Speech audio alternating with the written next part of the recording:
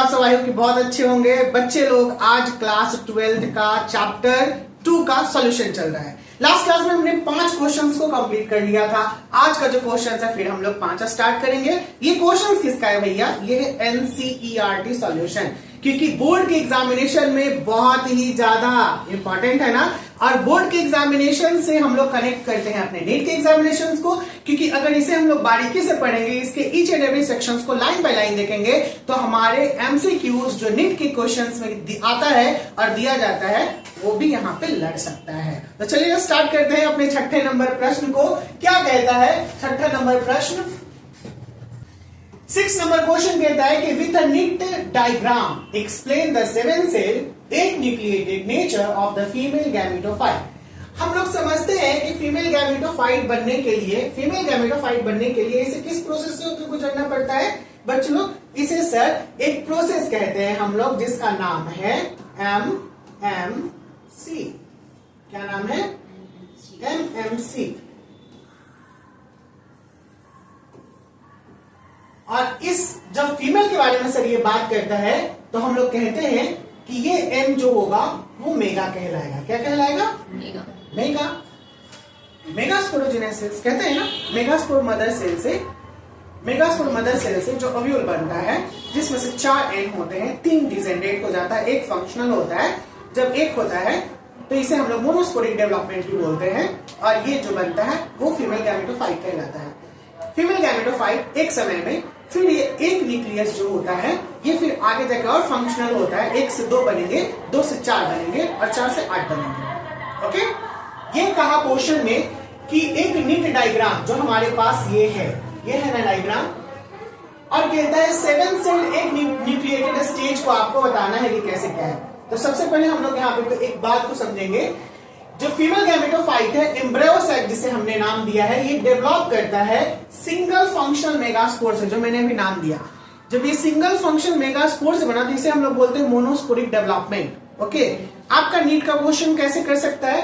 करेगा कि when an embryocyte develop from a single functional megaspore is known as which development it is known as monosporic development। कौन सा development कहलाएगा? ये monosporic development कहलाएगा, क्योंकि बायो में मोनो का मतलब होता है सिंगल। क्या होता है? Single. Now this megaspore undergoes 3 successive mitotic division. भैया मैंने प्रीवियस क्लास में समझाया था मेयोसिस और माइटोसिस। जो मेयोटिक डिवीजन होगा इसे हम लोग कहते हैं इक्वेशनल। क्या कहते हैं? इक्वेशनल। जैसे कहेगा सर एक बार और अच्छे से बताइए, मैं तो 3 बार किया। हम लोग जानते हैं कि एन था, एन से एन बना, ठीक है। इक्वेशन में बनते जाना, इक्वेशन में यानी इक्वेशन तरीके से इक्वली डिस्ट्रीब्यूट होते जाना, ये कहलाता है। तो 3 सक्सेसिव जब करता है तो आगे की तरफ वो लास्टली 8 न्यूक्लिएटेड एम्ब्रियो कहलाता है। क्या कहलाता है? 8 न्यूक्लिएटेड एम्ब्रियो सेल। परेशानी क्या? नहीं ना? बोले कोई परेशानी नहीं ना? बोलिए ना? नहीं सर नहीं समझ में आया कि बाउंस किया। तब फिर से एक बार और अच्छे से समझा देते हैं, थोड़ा समय लगेगा क्योंकि बहुत ही अच्छा सेक्शन है, कॉम्प्लिकेटेड है according to the chapter of sexual reproduction in flowering plant. क्योंकि ये सबसे कॉम्प्लिकेटेड इसलिए होता है क्योंकि 7 सेल और 8 न्यूक्लिएटेड स्टेज है और इसी में डबल फर्टिलाइजेशन होता है। तो ये समझना बहुत इंपॉर्टेंट है। पॉलन ग्रेन को समझना बहुत आसान है क्योंकि वो एमएमसी से निकला, माइक्रोस्पोरोजेनेसिस के दौरान में पॉलन ग्रेन निकला, वो इजी है आसानी से। लेकिन थोड़ा ये कॉम्प्लिकेटेड कहलाता है क्योंकि ये कॉम्प्लिकेटेड है, क्योंकि बहुत सारे इवेंट इसमें हो रहे हैं एक ही समय में।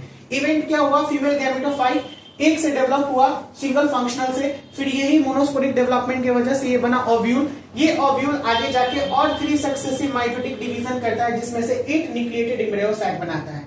जो फर्स्ट म्यूटिक डिवीजन होगा मेगास्पोर से, वो 2 न्यूक्लियाई को देगा। क्या देगा? 2 न्यूक्लियाई को। मैंने यहां से यहां बनाया ना, देखिए ये वाला जो है 2 न्यूक्लियाई को दे दिया। One nucleus moves towards the micropylar and.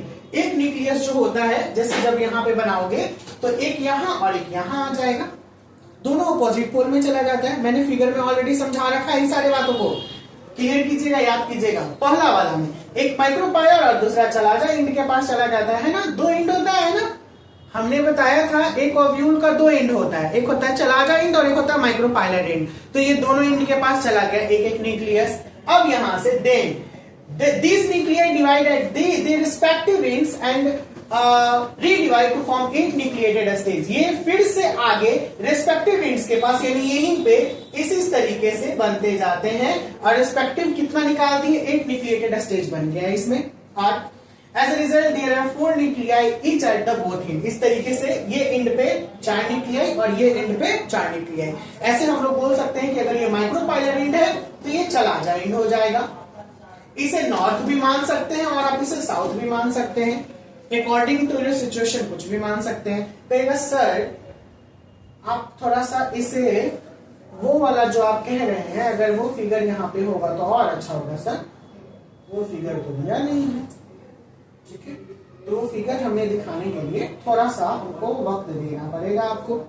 वो वाला जितनी भी बातें करें मैं वो फिगर जो पीपीटी स्लाइड है उसमें ये मौजूद है और नहीं तो थोड़ा सा अगर आप वेट करोगे तो मैं उसे भी खोल ही देता हूँ पीपीटी स्लाइड को भी. ये ओव्यूल था आपका चलाजल पोल. देख रहे हो आप ना, ये क्या है चलाजल पोल है और इधर माइक्रोपाइलर पोल है. ओके, फिगर वाइज समझाने के लिए हमको ये करना पड़ रहा है. और जो अभी जो देख रहे थे आप यहां पे है monosporic development. Okay, microspore tetrad में मोनोस्पोरिक डेवलपमेंट हुआ और इसमें से 3 खत्म हो जाता है, एक फंक्शनल होता है. एक से फिर यहाँ पे 2 न्यूक्लियाई बना, दोनों अपोजिट पोल में चला गया. फिर एक से 2 बना और फिर 2 से 4 बना. देखिए दोनों मैंने यही बनाया था ना, दोनों साइड में. एक को हम लोग बोलेंगे माइक्रोपाइलर एंड और एक को बोलेंगे चलाजल एंड. यही देखिए आगे देखिए फिर इस तरीके से जो फाइनली किसमें बन गया ये जो कि फिगर में आपका दिए हुए था. फिगर में ये पूरा स्टेज को नहीं दिखाया था जिसकी वजह से शायद थोड़ी बहुत कंफ्यूजन हो रही होगी, लेकिन कंफ्यूजन नहीं होनी चाहिए क्योंकि मैंने इसे ऑलरेडी बता रखा था. तो ये जो आया देखिए चलाजल इनके पास फिर से यहाँ पे 3 हो गया, ये 2 5 और यहाँ पे 3 8. ये कंप्लीट 8 न्यूक्लिएटेड स्टेज हो गया और 7 सेल हो गया क्योंकि पोलर न्यूक्लियाई यहाँ पे एक हम लोग गिनती करते हैं इसे. ठीक है, यानी यहाँ पे एक है. तो अब हमें कहां पे चलना है, हमें सर वहीं पे चलना है जहां पे हम लोग थे. ओके, यानी उसी पीडीएफ पे चलना है जहां पे हम लोगों के पास वो था सॉल्यूशन. आगे हम लोग यहाँ पे क्वेश्चन नंबर 6 चल रहा था हम लोग का. यही बात कर रहा था मैं ना. अब कहता है इसमें हमने यहां तक 8 न्यूक्लिएटेड स्टेज तक बात क्लियर की थी. As a result, there are 4 nuclei each both ends at the micropylar end and the chalazal end at the embryo site. यानी micropylar end और chalazal end के पास 4 क्या हो जाएगा न्यूक्लिएटेड स्टेज हो जाएगा. At the micropylar end, out of 4 nuclei, only 3 differentiate into 2 synergids and 1 egg cell. Micropylar end पे 4 में से ठीक है ना 3 डिफरेंशिएट कर जाएगा 2 सिनर्जिड्स में और एक एग सेल बन जाएगा. यानी 2 synergid. Synergid finger like projection होता है जहां से एंट्री कर रहा था. देखिए यहाँ पे ये देख रहे हो ना, इसको थोड़ा नीचे लेके आता हूं. ये सिनर्जिड्स कहते हैं इसे. देखो ये देख रहे हो, ये सिनर्जिड्स है. इसी सिनर्जिड्स के पास 3 होंगे और देखिए एक यहाँ पे क्या बन गया है, ये एक सेल के पास हो गया है न्यूक्लियस. ओके, ये जो देख रहे हो ना यही बात कर रहे थे.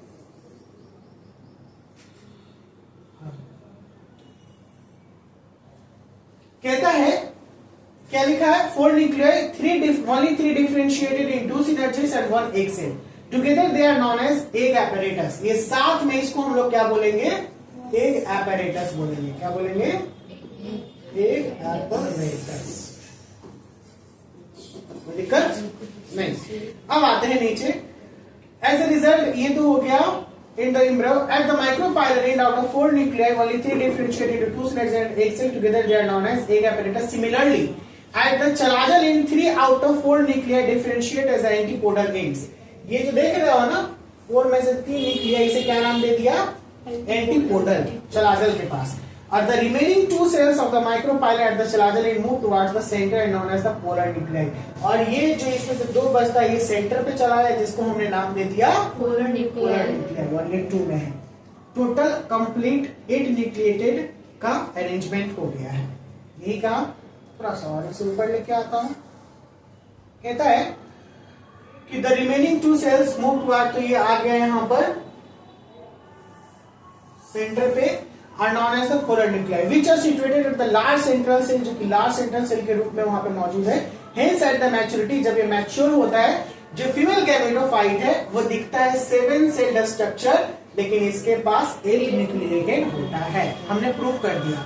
अगर इतना लंबा नहीं लिखना है तो डायरेक्ट सीन पे लिखना है कि 3 आउट ऑफ 4 में से 3 चलाजल इंड के पास होता है, ठीक है, 3 माइक्रोपाइलर इंड के पास होता है, और एक जो होता है वो सिनर्जिड्स के पास 3, और एक जो हो जाता है वो एक में बदल गया, और जबकि जो 2 एक साथ मिलके पोलर न्यूक्लियाई के रूप में आ जाता है। टोटल हो गया 8, और ये 7 सेल स्टेज कहलाया। बाउंस किया क्या? नहीं ना। It's a very easy scene. एक आध बार पढ़ लीजिएगा तो ये बहुत ही आसान लगने लगेगा, कॉम्प्लिकेटेड नहीं लगेगा। कॉम्प्लिकेटेड नहीं है, बस कॉम्प्लिकेटेड इसलिए लगता है कि इतनी सारी चीजों को हमें अरेंज करना है। जिस समय हम लोग इसका अरेंजमेंट समझ जाएंगे, हमें आसानी से समझ में आने लगेगा। अरेंजमेंट के लिए मैं एक बहुत छोटा सा ट्रिक आपको बता देता हूं। Now here we are, this is your embryo sac, okay, this is your chalazal end और this is your micropylar end, okay.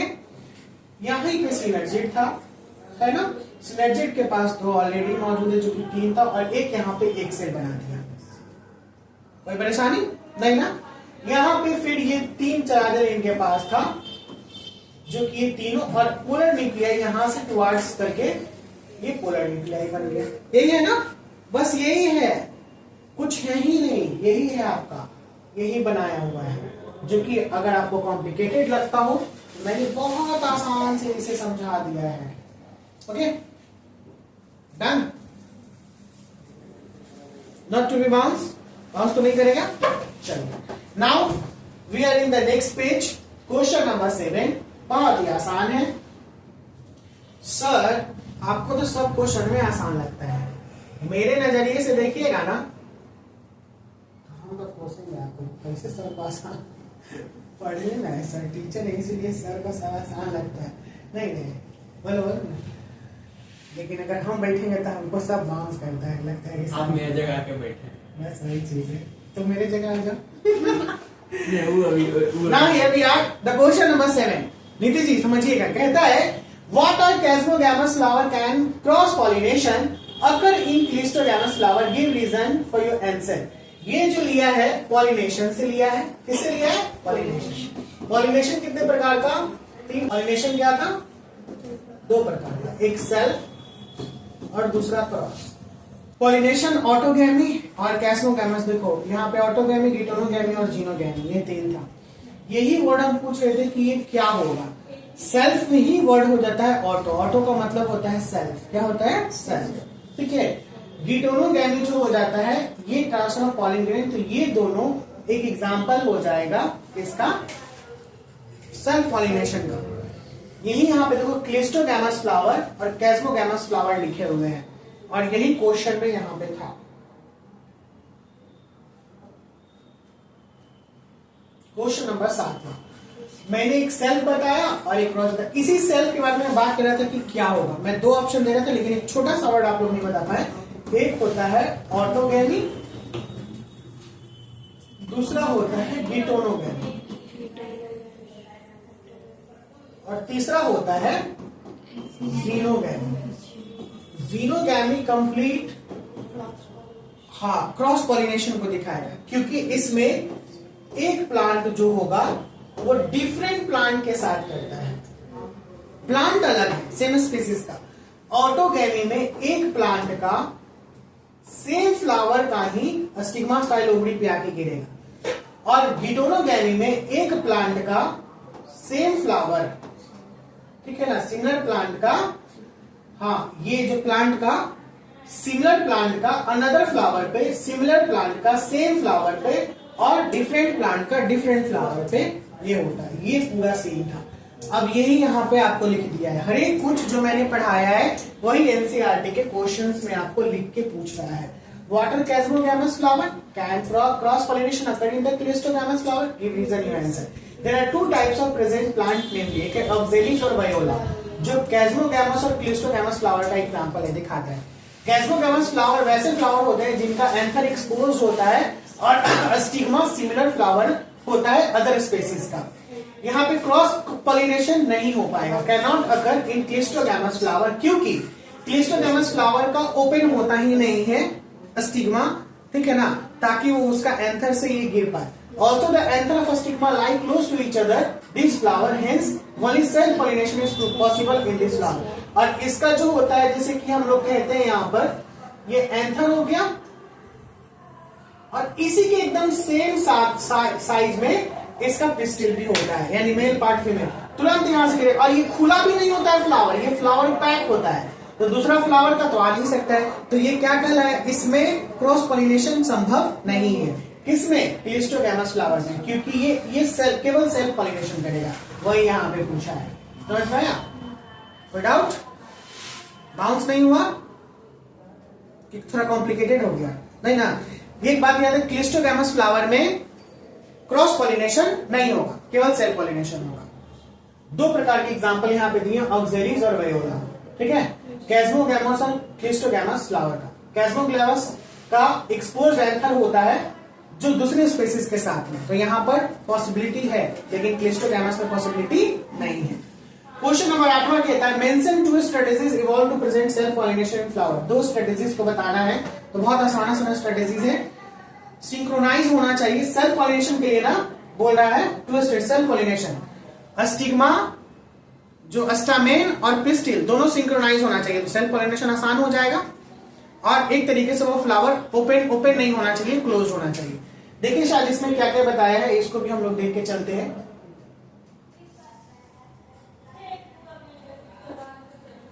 देखिए कहता है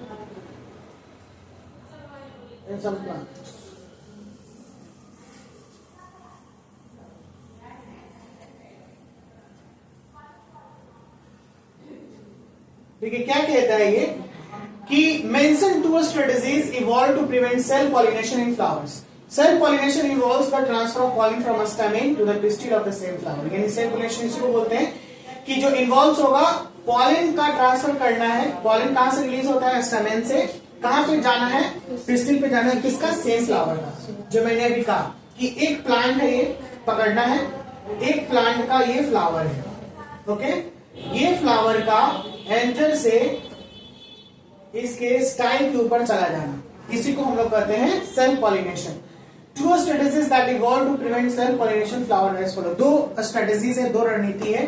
पहला है कि certain plant stigma flower has the capability to prevent the germination of pollen grain and hence prevent the growth of pollen tube. It is genetic mechanism to prevent self pollination called self incompatibility. Incompatibility may be between individual of the same species or between individual of the different species. Thus, incompatibility prevents breeding. यहां पे incompatibility क्या कहता है? एक बात कहना है, समझाना चाहते हैं। ये पॉइंट कहता है कि अगर लगातार सेल्फ पॉलिनेशन होता है तो वो डिप्रेशन लेके आएगा, यानी ब्रीडिंग डिप्रेशन हो जाएगा, यानी सेल्फ पॉलिनेशन सही नहीं होता है। तो सेल्फ इनकम्पेबिलिटी यहां पर बहुत ज्यादा मायने रखता है। ये लाइन आपका वही चीज समझा रहा है कि self pollination is happen but it is not always happen to good, यानी हमेशा ये अच्छा होना नहीं होता है।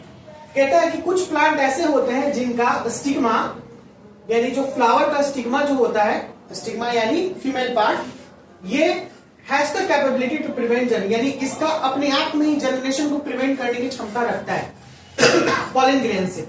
इसलिए ये फर्दर आगे जाके पॉलन ट्यूब के ग्रोथ को क्या कर देता है? रोक देता है, prevent the growth of pollen tube. ये एक जेनेटिक मैकेनिज्म, यानी खुद का मैकेनिज्म, जेनेटिक मैकेनिज्म यानी इस फ्लावर के जीन का या इस फ्लावर का इंटरनल मैकेनिज्म है, उसको बोलते हैं जेनेटिक मैकेनिज्म। और ये जो अगर खुद से प्रिवेंट कर रहा है, इसे हम लोग कहते हैं सेल्फ इनकम्पेबिलिटी, यानी अपने आप को उसके लायक नहीं बनाना, अपने आप को उसके लायक बनाने से रोक देना।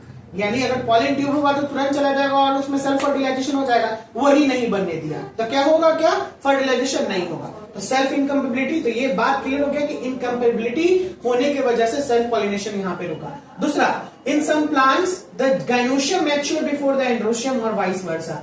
कुछ प्लांट्स में गाइनोशियम पहले मैच्योर हो जाता है और कुछ प्लांट्स में एंड्रोशियम पहले मैच्योर हो जाता है। वाइस वर्सा का मतलब उल्टा ये होता है। तो इस तरीके से this phenomenon is known as protogyny और प्रोटेंडरी। वी कर लीजिएगा इस क्वेश्चन को, very very important for NEET plus board, ये दोनों के लिए, क्योंकि इस बार के एग्जाम में ये क्वेश्चन लिया था, ये वाला प्रोटेंडरी, प्रोटोगाइनी और प्रोटेंडरी क्या कहते हैं बोर्ड के एग्जाम में, ठीक है ना?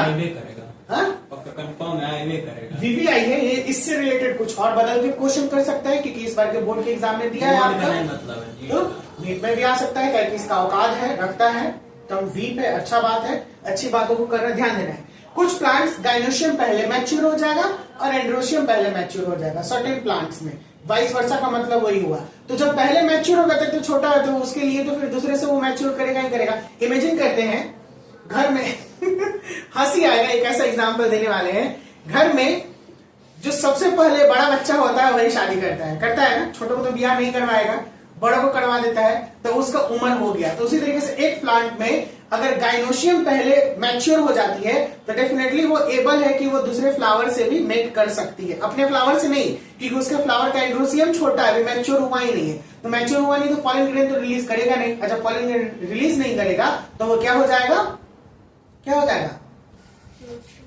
इनकम्पेबिलिटी हो जाएगा, यानी वो फर्टिलाइजेशन नहीं करेगा, वो रुक जाएगा। अब जब मेल पार्ट में ऐसा होगा तो इसे हम लोग कहेंगे प्रोटेंड्री। क्या कहेंगे, प्रोटेंड्री। ये नाम से क्लियर करना है क्योंकि एंड्री जो है ना, एंड्री इस वर्ड से आता है एंड्रो, क्या आता है, एंड्रो, और एंड्रोजेन का मतलब आप समझते हैं कि ये मेल के लिए इस्तेमाल होता है। और गाइनी, देखिए छोटे वर्ड से पकड़ना है, protogyny, gynae word represent female, gynae word किसके लिए रिप्रेजेंट होता है, फीमेल। मैंने जो इस बार बोर्ड का सॉल्यूशन दिया है, मैंने यही छोटे से टर्म से समझाने का कोशिश किया है, छोटे छोटे वर्ड से, कि gyne word related to gynoecium that represents female part, हाँ, और andro is word related to androecium that represents protandry male parts. और ये क्या नाम ये हो गया, प्रो का मतलब पहले, प्रो का मतलब होता है पहले, तो ये पहले ही क्या हो जाता है, मैच्योर हो जाता है respectively. This prevent the pollen from coming in contact with the stigma of the same flower. और इस तरीके से stigma of the same flower का अगर एंड्रोजेंस है या फिर स्टिग्मा फीमेल पार्ट है, ये दोनों को कांटेक्ट में आने से बचा लिया। That is self incompatibility. ये जेनेटिक प्रोसेस है, जेनेटिक है यानी अपने प्लांट का है। और वहां पर ऊपर में भी हमने देखा कि हैज, तो ये एक जेनेटिक मैकेनिज्म हो गया और ये मैकेनिज्म भी इसी तरीके से है। ओके, परेशानी क्या नहीं ना, आगे चलो। आज का 8वां क्वेश्चन हमको लगता है 9वां बहुत छोटा होगा और 10वां 2 क्वेश्चन और हम लोग कर लेते हैं। ओके, समय है अभी, हाँ सर, आधा घंटा है। हाँ,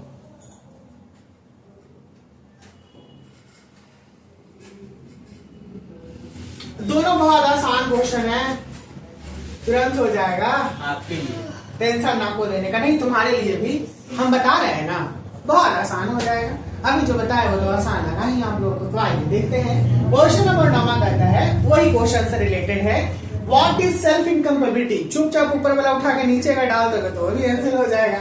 why does self pollination not lead to seed formation in the self incompatibility species. क्यों सेल्फ पॉलिनेशन लीड नहीं करता है फॉर्मेशन ऑफ सीड का या सेल्फ इनकम्पेबिलिटेबल स्पीसीज का। तो हम लोग जानते हैं सेल्फ इनकम्पेबिलिटी का मतलब होता है कि अपने आप को बचाना सेम स्पीसीज से मेट करने से, ताकि वो डिप्रेशन में ना जाए। कहा नहीं जाए, डिप्रेशन में, यानी वो खराब नहीं हो।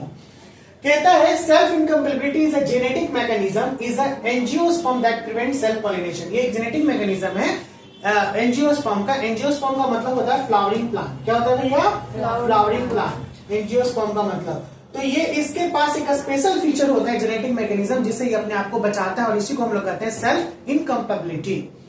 It develops genetic incompatibility between individual of the same species between individual of the different species, यानी अपने आप को बचाता है सेम स्पीसीज पे कि ताकि ये सेल्फ इनकम्पेबिलिटी बनाए, और जो डिफरेंट इंडिविजुअल्स है बिटवीन डिफरेंट इंडिविजुअल्स का इस पे वो वर्क करे। यानी डिफरेंट इंडिविजुअल्स जो होंगे वो अपने ऊपर बचाएंगे और ये वाला अपने ऊपर बचाएगा।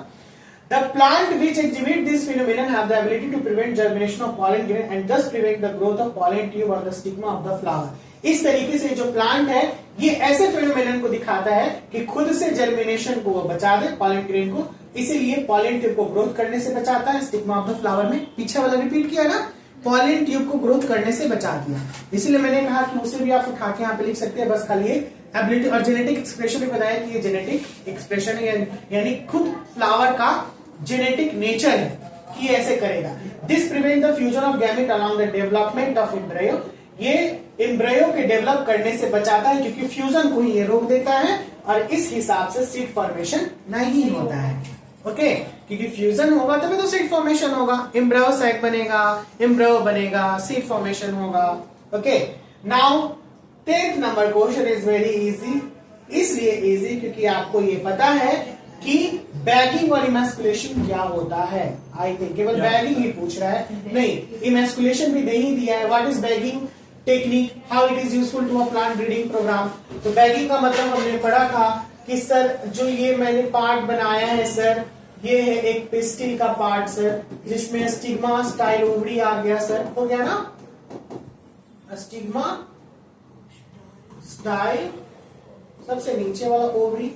जब हम स्टिग्मा को ऐसे कवर कर देते हैं बटर पेपर से तो ये कहलाता है बैगिंग। क्या कहलाता है? बैगिंग। सर ये एक एंथर है सर, अगर इस एंथर को हम रिमूव कर दें तो ये कहलाता है इमैस्कुलेशन। क्या कहलाता है सर? इमैस्कुलेशन। सर ये दोनों प्रोसेस जो है, ये दोनों प्रोसेस को सेल्फ पॉलिनेशन के लिए तैयार किया गया है कि सेल्फ पॉलिनेशन हो या ना हो या ना हो। सेल्फ पॉलिनेशन क्या हो? नहीं हो। सेल्फ पॉलिनेशन कौन करना चाहेगा? सेल्फ पॉलिनेशन से बचाना है, तो इसीलिए ये प्रोसेस किया गया है। ध्यान दीजिएगा, मैंने काट दिया इसका मतलब क्या? नहीं ये तो समझ में आना चाहिए था आप लोग को। Various artificial hybridization technique under various crops improvements program involve the removal of anther from bisexual flower without affecting the female reproductive part pistil through the process of emasculation। कहता है कि अलग अलग आर्टिफिशियल हाइब्रिडाइजेशन को इस्तेमाल किया गया है, टेक्निक को बहुत सारे अलग अलग इंप्रूवमेंट प्रोग्राम के तरीके से, यानी फ्लावर में इंप्रूव करने के लिए, सुधारने के लिए इस प्रोग्राम के तरीके से। कहता है कि इसमें सबसे पहले हम लोग एक काम करते हैं, removal of anther bisexual flower का। बाइसेक्सुअल का मतलब एक ही फ्लावर पे अगर मेल और फीमेल पार्ट है तो उसे हम लोग बाइसेक्सुअल फ्लावर कहते हैं, और एक फ्लावर पे या तो आइदर मेल है और या तो आइदर फीमेल है, उसे हम लोग यूनिसेक्सुअल फ्लावर कहते हैं। यूनि का मतलब होता है एक, केवल एक सेक्स पाया जाना, इट्स मीन ये कहलाता है कि यूनिसेक्सुअल फ्लावर है। और अगर एक ही फ्लावर पे दोनों पार्ट पाया जाए तो बाइसेक्सुअल फ्लावर। तो बाइसेक्सुअल फ्लावर पे ये प्रोसेस जो हमने हटा के किया, किसको भैया? एंथर को, तो इसे हम लोग इमैस्कुलेशन बोलते हैं। ठीक है, विदाउट इफेक्टिंग रिप्रोडक्टिव पार्ट। जबकि इमैस्कुलेशन फ्लावर जो होता है वो रैप्ड बैग्स, पॉलिनेशन को अगर पॉलन ग्रेन को रैप कर दे बैग से या किसी भी चीज से अनवांटेड पॉलन ग्रेन को, तो इसे हम लोग बैगिंग भी करते हैं। तो पॉलन ग्रेन को भी रोकने के लिए हम लोग बैगिंग प्रोसेस अपना सकते हैं और स्टिग्मा को भी रोकने के लिए हम लोग बैगिंग प्रोसेस अपना सकते हैं। This technique is an important part of plant breeding program as it ensures that pollen grain, the only desirable plant used to fertilize the stigma to develop desired plant variety। ये technique को इसलिए अपनाया गया है ताकि हम लोग desirable plant के वैरायटी को चूज कर सके, उसे डेवलप कर सके और उसे आगे की तरफ बढ़ा सके। समझ में आया? तो ये क्या है टेक्निक? ये ऐसा टेक्निक है जिसमें आर्टिफिशियल हाइब्रिडाइजेशन करते हैं, यानी हम लोग अपने अकॉर्डिंग, हम लोग अपने मन के अकॉर्डिंग जो होता है हम लोग प्लांट को ब्रीड कराते हैं। अगर वो अनवांटेड प्लांट्स है, जैसे एक प्लांट पे बाइसेक्सुअल फ्लावर है, मेल और फीमेल पार्ट है, तो या तो हम लोग मेल को हटा दें, नहीं तो फीमेल को कवर कर दें, या तो मेल को कवर कर दे, ताकि दोनों मेट ना कर सके, फ्यूज ना कर सके। कोई परेशानी? तो आज हमने फिर से 5 क्वेश्चन देखा स्टूडेंट, आज हम लोग फिर से रुकेंगे, इसमें कुछ क्वेश्चंस और बचे हुए हैं जो हम लोग नेक्स्ट क्लास में कंप्लीट करेंगे।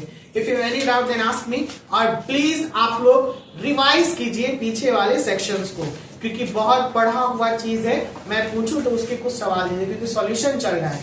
इसके बाद चैप्टर 3 स्टार्ट होगा तो चैप्टर 2 से वास्ता नहीं रहेगा। हाँ, कुछ दिनों के बाद आप लोग का टेस्ट सीरीज भी यहाँ पे स्टार्ट होगा। चैप्टर 1 करा दिए हैं, उसका चैप्टर 2 जो हो जाएगा, इसका कुछ क्वेश्चन आंसर दे दूंगा और एमसीक्यू दे दूंगा। ठीक है, एमसीक्यू 50 मार्क्स का हो जाएगा, 50 एमसीक्यू होगा तो 3-4 आपको ये भी दे दूंगा, और 2 घंटे का या 1 घंटे का टेस्ट हो जाएगा, 1.5 घंटे का जो क्लास आवर है उसी में। ओके, तो टेस्ट चैप्टर वाइज आपका चलेगा, एकदम इस बात को गांठ बांध के रख लीजिएगा। फिर ये चैप्टर वाइज के बाद एक यूनिट खत्म करूंगा तो उस पूरे यूनिट का टेस्ट लूंगा।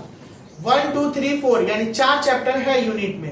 एक चैप्टर अकॉर्डिंग टू सिलेबस हटा दिया है चैप्टर 1, लेकिन नहीं, हम लोग पढ़ेंगे उसे, हम लोग जानेंगे, मैं पूरा पढ़ाऊंगा 16 चैप्टर यहाँ पे।